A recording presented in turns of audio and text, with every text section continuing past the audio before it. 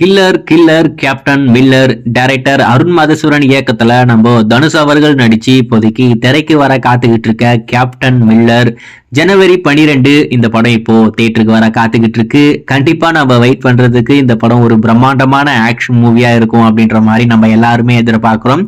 Action எந்த அளவுக்கு பிரம்மாண்டமா இருக்க போதோ அதுக்கு நிகரா படத்தோடைய வயலன்ஸுமே ரொம்ப அற்புதமா இருக்கும் போல இருக்கு. படத்துல வயலன்ஸ் மட்டும்தான் இருக்க போது, அதுல எந்த ஒரு மாற்றம் இல்லை. ரொம்பவே பயங்கரமா இந்த படத்தை மேக் பண்ணியிருக்காங்க. நம்ம தனுஷ் அவருடைய கெரியர்லயே இந்த படம் ரொம்பவே வித்தியாசமா இருக்கும் அப்படின்ற மாதிரி நான் எதிர்பார்க்கிறேன். இது வரைக்கும் ஃபுல்ஃபில் ஆக்ஷன் ஹீரோவா நம்ம தனுஷை பார்த்தது இல்லை. இந்த படத்துல அந்த மாதிரி பார்க்க போறோம். ஒரு புதுமையான அனுபவம் கண்டிப்பா கிடைக்கும் அப்படின்ற மாதிரி நான் எதிர்பார்க்கிறேன்.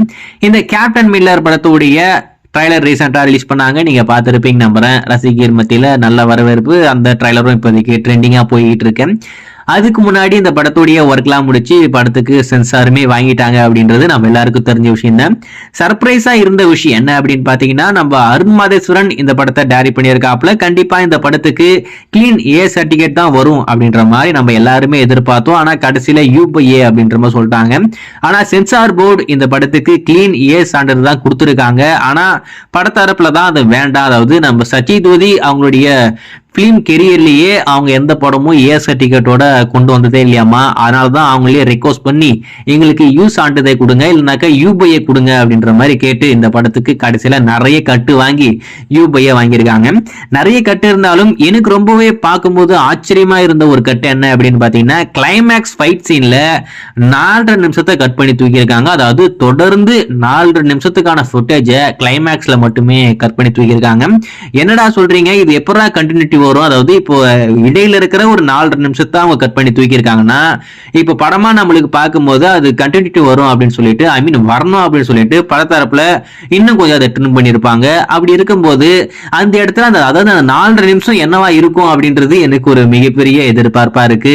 ஒருவேளை படம் வெளிவந்ததுக்கு அப்புறமா டெலிட்டட் சீன் அப்படின்னு சொல்லிட்டு அந்த சீன் அவங்க ஷேர் பண்ணாங்கன்னா ரொம்ப நல்லா இருக்கும். அப்படி இல்லைன்னா நம்ம பேசிக்கிட்டு இருக்க அந்த ஓடிடில வந்துச்சுன்னா கண்டிப்பா அன்சென்சார்ல வரப்போகுது. ஏன்னா ஓசிஸ்ல வேற ஒரு விஷயம் தான் கொண்டு போறாங்க. அங்க கண்டிப்பா அந்த சீன் எல்லாம் கட் பண்ண போறது இல்ல. அப்படி இருக்கும்போது அந்த ஓடிடில அன்சென்சார்ல வரலாம், வராமலையும் போகலாம். அது அப்புறப்பட்ட பிரச்சனை. ஆனா இங்க நம்மளுக்கு கிளைமேக்ஸ்ல மட்டுமே 4.5 நிமிஷத்தை கட் பண்ணி தூக்கியிருக்காங்க. அதுதான் செம கடுப்பா இருக்கு. என்னடா சொல்றீங்க, ஒரு படத்துல இருந்து ஒரு 10 நிமிஷம் 5 நிமிஷம் அந்த மாதிரி கட் பண்ணி 4.5 நிமிஷம் வரும். அதான் பரப்பட்ட பிரச்சனை. ஆனா ஒரு சீனையே அப்படியே கட் பண்ணி தூக்கியிருக்காங்கன்னா அப்ப அந்த இடத்துல அந்த அளவுக்கு வயலன்ஸ் இருந்திருக்கும். நீங்களே வச்சு பாருங்க. நம்ம தனுஷ் கன் ஹேண்டில் பண்ணி வேற லெவல்ல பண்றாராமா. அது என்னடா இருக்க போகுது அப்படின்ற மாதிரி தோணுது. ஸோ வெயிட் பண்ணி பார்ப்போம். படம் வெளி வந்ததுக்கு அப்புறம் அந்த இடத்துல எதனா அன்சென்சார்ல வருதா, இல்லைனாக்கா என்ன டெலிட்டட் சீன் அப்படின்னு சொல்லிட்டு அதை நம்மளுக்கு எக்ஸ்க்ளூசிவா அவங்களே ஷேர் பண்றாங்களா அப்படின்னு சொல்லிட்டு